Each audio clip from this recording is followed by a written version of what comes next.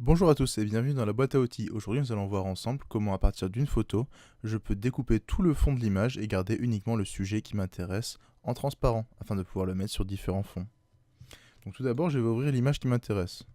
Il s'agit d'une image d'un joueur de basket que j'aime beaucoup. Donc je le mets en plein écran. Donc comme on a vu dans le tutoriel créer son fond d'écran, on a créé un 1920 par 1080. J'ai importé ma photo et maintenant je clique et je laisse majuscule appuyé, histoire qu'il remplisse toute l'image. Je mets entrée. Donc maintenant, je vais détourer tout mon joueur. Et une fois que je l'aurai terminé, je pourrai enlever le fond et pouvoir le mettre comme un sticker sur n'importe quel autre fond différent. C'est parti. Donc pour cela, on va utiliser l'outil plume. Et je clique dessus. Je vais zoomer avec CTRL espace et le clic, ou CTRL plus et CTRL moins, comme on avait vu dans le tutoriel sur coloriser une image, ou isoler la couleur. Donc voilà, comment marche la plume. Je clique en dehors de la photo parce que mon sujet commence en dehors de la photo. Ça me fait un point. Je vais cliquer au prochain point d'intersection, ici. Si je clique une fois, ça fait une ligne droite. Mais si je clique en laissant appuyer, je peux bouger afin de pouvoir créer une courbe. C'est très important. Ici, j'ai ma courbe. Le problème, c'est que si je clique ici pour faire mon deuxième point, ça va faire une sorte de vague à cause de ce point-là. Donc je vais faire d'abord Alt. Et là, quand vous voyez qu'il y a un petit V en dessous de ma plume, en laissant Alt appuyé, je clique sur mon point milieu. Maintenant, je peux cliquer sur mon nouveau point. Je laisse appuyer, je fais ma vague, Alt, je clique, et ainsi de suite. Je peux également faire, si j'ai des angles, directement cliquer pour faire des points sans angle, enfin sans courbe. Alt, je clique. Hop, je vais faire une petite ellipse temporelle. On se retrouvera quand on sera au niveau des cheveux, car les cheveux sont un peu plus complexes. Let's go.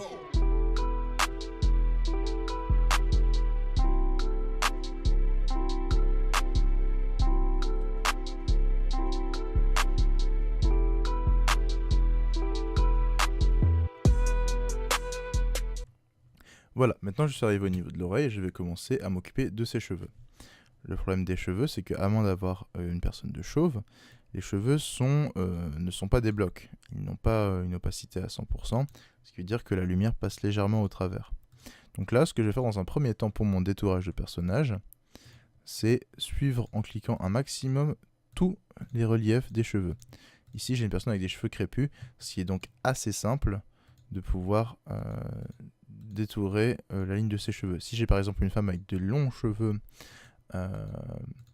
qui en fait auront une multitude d'ouvertures, de traits de lumière ou autres, ça va être beaucoup plus compliqué et je recommande pour cela des techniques plus poussées que nous ne verrons pas dans ce tutoriel.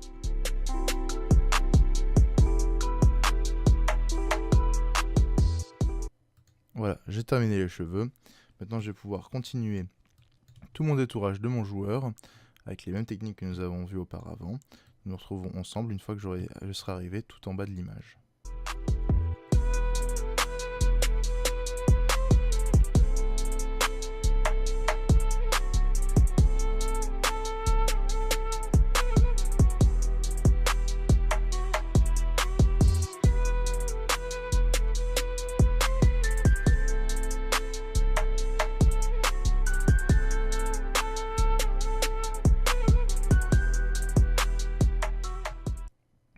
Voilà, j'arrive jusqu'au bout de mon image, je sors de la fenêtre, et maintenant j'ai plus qu'à cliquer sur mon point d'origine, il y aura donc un O en dessous de ma plume. Une fois que j'aurai cliqué, tout mon tracé sera fini et j'aurai donc tout le contour de mon image. Maintenant je vais faire clic droit, définir une sélection, je clique, je mets oui. Et maintenant nous allons prendre ici l'outil rectangle de sélection, donc le deuxième. Je vais uniquement faire clic droit à l'intérieur de mon image de mon joueur. Et je vais mettre calque par copier. Voilà. Maintenant, je peux dézoomer mon image, choisir mon image de référence, la supprimer, et n'avoir uniquement mon joueur sans aucun fond. Si vous voulez savoir qu'il n'y a aucun fond, ce sont les damiers dans Photoshop. Maintenant, je vais l'enregistrer en PNG afin de pouvoir le remettre n'importe quand dans Photoshop sur un autre fond, histoire qu'il soit en transparence. Je vais donc faire fichier, enregistrer sous, type PNG. Je vais l'appeler DM pour Donovan Mitchell 4. .png enregistré. Je mets OK.